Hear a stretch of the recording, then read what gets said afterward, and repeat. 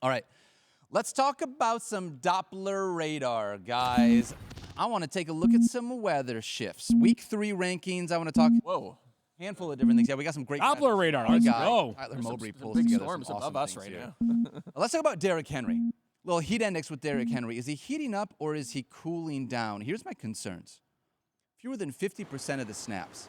Fewer than 50% of the snaps as the starting running back for the Baltimore Ravens. Only 9 more fantasy points than Justice Hill. And Harbaugh came out and said a little bit ago, like, he's not going to be a guy that's going to see 30 carries a game like you saw in Tennessee. Now, maybe there's a chance that that changes when they decide they actually need to rely on him, but I've got Derrick Henry right now as running back 15.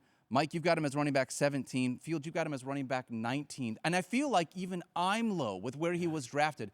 Is there just a shift here in Derrick Henry expectations in this new Baltimore offense? Couple things here is that I think we all felt like there was an opportunity for the easy button to be hit a lot in Baltimore, right? He goes behind what should be a better situation. He might just have games where he gashes teams for 8 yards per carry. Hasn't been the case so far. And if you look at their schedule coming up, including this Sunday, yet another game where game script may not be in Derrick Henry's favor. Derrick Henry is going to mash when the Ravens are winning and winning big. I know they are up by 10 in the fourth quarter, but all of a sudden that game gets tight. They end up losing it, and those opportunities for Derrick Henry to sail past 18 rushes where he was last week went away. Yeah. So if they are going to play I think a tug-of-war game this Sunday, like I anticipate them to, I am keeping my expectations lower. I also think, Mike, he's been fine. He has not been blow me away good. Yeah, no doubt about it. But here's the thing. From the eye test, I'm saying. Yeah, but we did think, like, okay, well, the reason we'll rank him as a fringe RB1 is he might score, 15 touchdowns. Guys, he's on pace for 18 games? Yeah, on pace for 18 games they play now? 17 touchdowns. 17. He's on pace for 17 touchdowns. I still can't get that math right. It was 17 weeks. 16. Mike, not much of a numbers guy. Don't worry, that's the everybody. hard It part takes with me a Mike. second. But anyway, he has a touchdown in both games so far, so he's bailed you out to some extent. His playing time in terms of snaps is about the same as Tennessee. You're right. He just hasn't been super efficient, and also less passing game than we expected. Like, we expected low, but it's even lower than that so far. But I will say this, Dallas has allowed the most fantasy points to running back so far. They got crushed by Alvin Kamara last week, and Jerome Ford had 18 points in week 1. So maybe there's something there. Ford was kind of junky time, but still, those points, they do count. I'll say this, and it doesn't make me feel good. Kamara to was say not it. garbage time. I, I was impressed by him. I feel like Derrick Henry just kind of looks like Gus Edwards did last year in this offense. And, like, I think Derrick Henry is a much better player, but given how this running back situation is looking, I don't know if he's heating up. I don't think he's cooling down. I just think he's very lukewarm right now. Maybe we can say that. Yeah, if you have him, you just hope he keeps scoring. Yep. If he scores 12 touchdowns, it's going to be fine. All right, let's talk about another guy then. You think there's going to be a monsoon of fantasy points? You see how these are all weather-related guys? The Doppler Monsoon radar of makes more sense fantasy now. points for Kyler Murray. I've got him as quarterback 4 going up against the Detroit Lions. Baker Mayfield was QB 8 week 1. Matthew Stafford, who doesn't even have legs to be able to run with the football, was quarterback 13, and that's when he lost Puka Nacua, had to rely on only one wide receiver. After what we've seen from Kyler Murray through the first 2 weeks of the season and him utilizing his legs, he looks so good being able to scramble out of the pocket. I've got him as quarterback 4 this week. You guys both have him as quarterback 7. How are you approaching Kyler Murray this week? I'm starting him.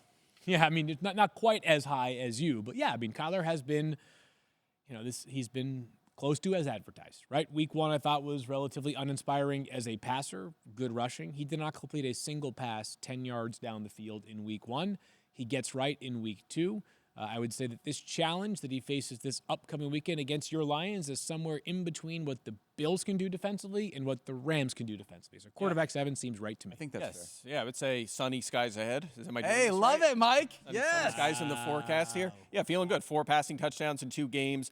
Very consistent rushing, too. 5 for 57 and 5 for 59 so far. Matchup's fine. So, yeah. Love it. Okay. Well, good rushing. But if he's only getting 5 carries per game, it's not going to lead to 50-plus rushing yards per game all the time. Yeah, they have, the game scripts have been good, right? This week they were well ahead, and week 1 they were ahead for most of that game against Buffalo. So, when they're trailing more, he'll scramble more. More will be on his back. So, I think he'll be okay. Yeah. I got to see how this is going to work out. Alex Anzalone, our starting linebacker, the Detroit Lions starting linebacker. That's okay. You could say R. It's okay. But potentially not going to be there for this one. Obviously dealing with a concussion. We'll see how that transpires over the week. But if there's no Alex there, that's going to be another tough blow for the Lions. Get a look at Jack Campbell. Maybe he hasn't really played a lot Love so to far. see He's a been a little bit more. part-time player since he was drafted. You're right. I don't like you saying those things, though. Let's talk about Amari Cooper. You think the cold front continues for Amari Cooper? Field, we talked about it the other day. He is getting a ton of volume, similar to DJ Moore, right? A bunch of volume at the wide receiver spot, but that's really the only thing to be able to hang your knit hat on because it has been brutal in this Cleveland Browns offense. I've got him outside the top 40. Mike's at wide receiver 30. You kind of split the difference at wide receiver 35. Yeah, I mean, I wanted to have him lower, but they play the Giants this weekend. So if there's a reason why you could be optimistic, it would be this matchup. I don't know what to tell you guys. Said that last week about Terry McLaurin, for what it's worth, which is part of my fear for Amari. That's totally fair. Yeah. Interesting topic. But. Yeah, it is. I don't have the words right now on Amari Cooper. The Cleveland Browns are a mess offensively. They're probably going to be 2-1 by the time we wake up on Monday morning, and so like the calm will be a little bit for real football. It'll be more like it'll be calmer than it probably should be. But yeah, they're a complete mess offensively. It does not look anywhere close to like Deshaun Watson is this reformed player on the field. No. Yeah, a couple things. 9 targets and 8 targets, so that's at least good. The production has been terrible, but he's playing 92% of the snaps. That would be a career high. 22% target share, still aligned with where he's been the past couple of years. And the Giants have struggled against perimeter receivers, which is where Cooper primarily aligns. Deontay Banks will probably shadow him in this game. Shadowed Justin Jefferson in week 1. Minnesota didn't have to throw it a lot, but Jefferson had a good game.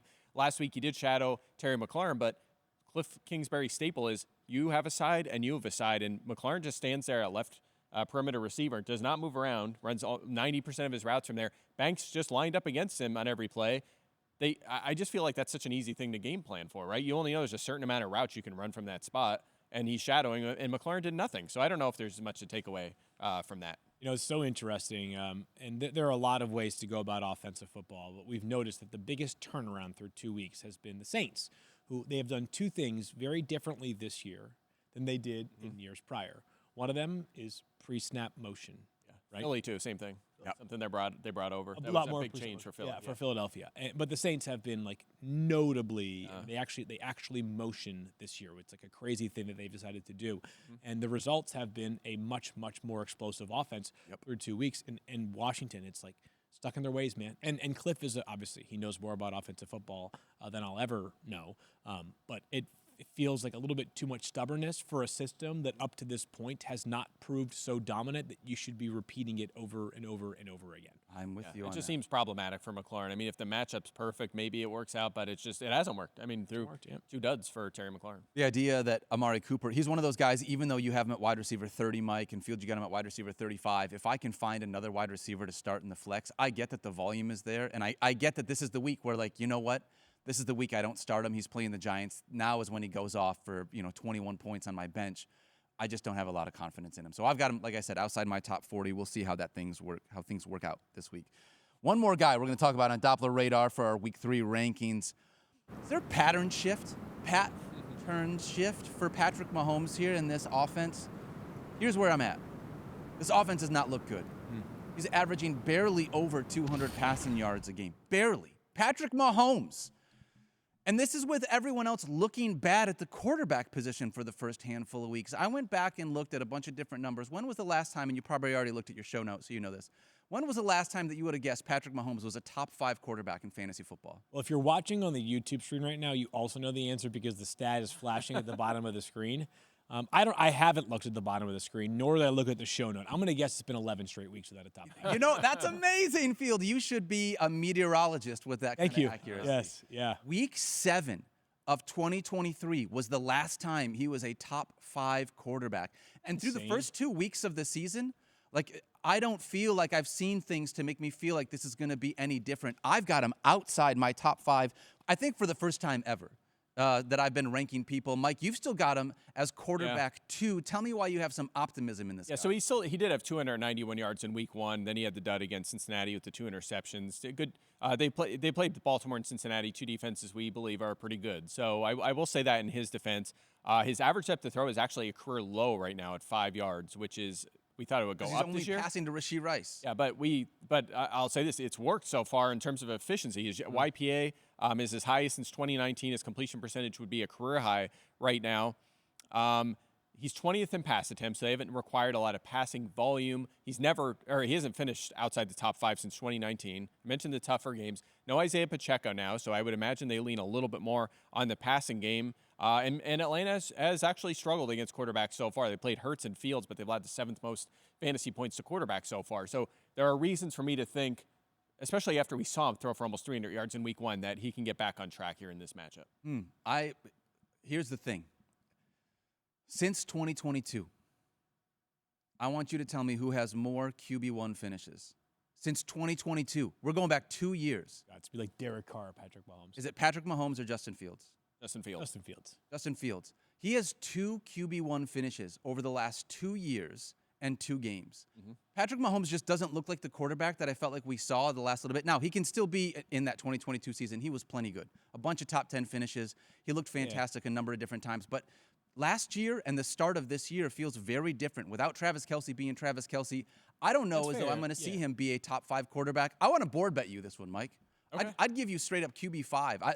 I do not think Patrick Mahomes will be a top 5 quarterback in week 3.